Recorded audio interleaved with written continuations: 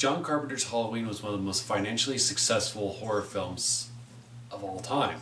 I mean, it had a shoestring budget and made millions of dollars. So naturally, producers wanted a sequel pretty much right away. So in 1981, moviegoers got one. And I've had I've had mixed feelings about Halloween 2 ever since seeing it, and this was the last Halloween sequel for me to see. I had seen all the other ones multiple times before I had gotten around to watching 2, and I hadn't really actually watched 2 until I'd gotten the box set. So how does it match up to the original? Well, it actually takes place right after the original ends, and it picks up right there where Michael gets shot and he's walking around the neighborhood, and he is sort of going from house to house. It's like you can hear Loomis in the street shouting, "I shot him 6 times. By God, I shot him 6 times. He's not human." And that is one thing I really love about this film is Donald Pleasance's continuous portrayal and grace, and just the electric performance he gives as Dr. Loomis gives that extra weight as the audience that Michael Myers is not a force to be reckoned with. Forget that he got shot 6 times and walked away from it. It's Pleasance's performance that really sells the weight of this force that's been put upon in this town. So Laurie Strode is taken to the local hospital where she's being treated, where both her physical and her mental wounds are being taken care of, and that's where the majority of the movie takes place. Yeah, we get some shots around town of Dr. Loomis and the police sort of trying to figure out where Michael is, but most of the movie takes place in this hospital. And for those that have stayed a long time in hospitals, at night they become a ghost town. This film has no shortage of creep factor, that's for sure, but I don't know what it is. It's just not as nearly as compelling or as interesting or as terrorizing to watch as the original was.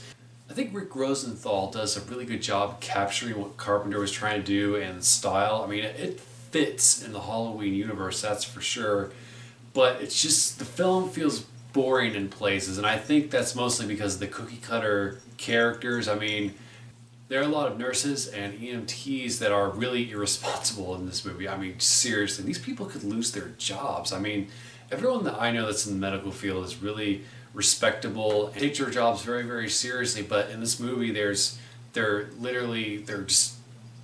horny young adults. I mean, literally, there's a sex scene between an EMT and a nurse in the hospital. It's kind of hard to believe that two people of this profession would do that. I mean, you just don't buy it for a second, and then it's like when they do get killed off, although the kills are very clever, and a lot of times I did find myself being frightened and jumping in some ways.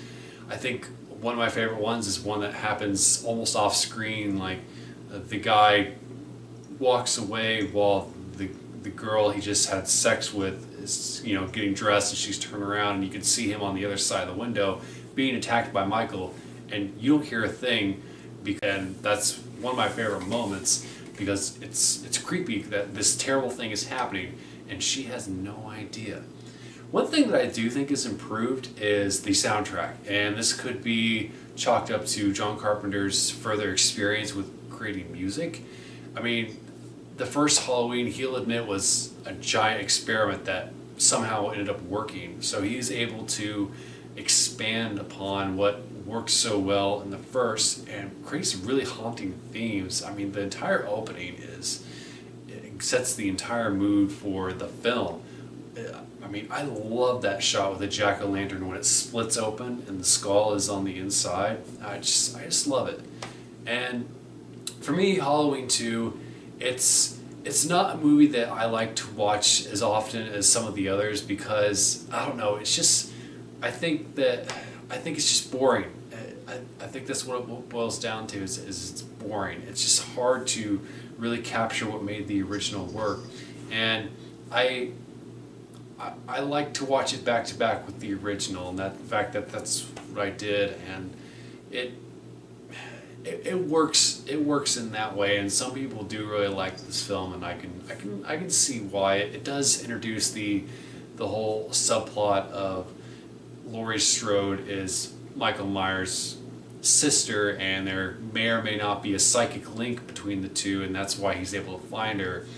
And some people like that angle, some people don't. I mean, I'm kind of with John Carpenter in the fact that keeping Michael Myers' motivation for killing a secret or not knowing what it is at all, it makes him more scary, it makes him more of a force of nature. And man, Michael is absolutely terrifying in this movie, by the way. He is just as scary as he is in the first one, if not even more. I mean, after surviving 6 gunshots, you absolutely fear this guy. Like I said, Donald Pleasence's weight that he brings to the character and his urgency that Michael needs to be stopped, even though he doesn't know how he's going to do it, is really what makes the film and the series in my mind. So, Halloween 2. What do you think of it? What's your favorite of the Halloween sequels? Comment below. Let me know. As I said in my last Halloween video, I'm going to be talking about all of the Halloween films leading up to the new one, which I'm very, very excited about. If you like what you see here, subscribe, and you can check out all my books below. Bye.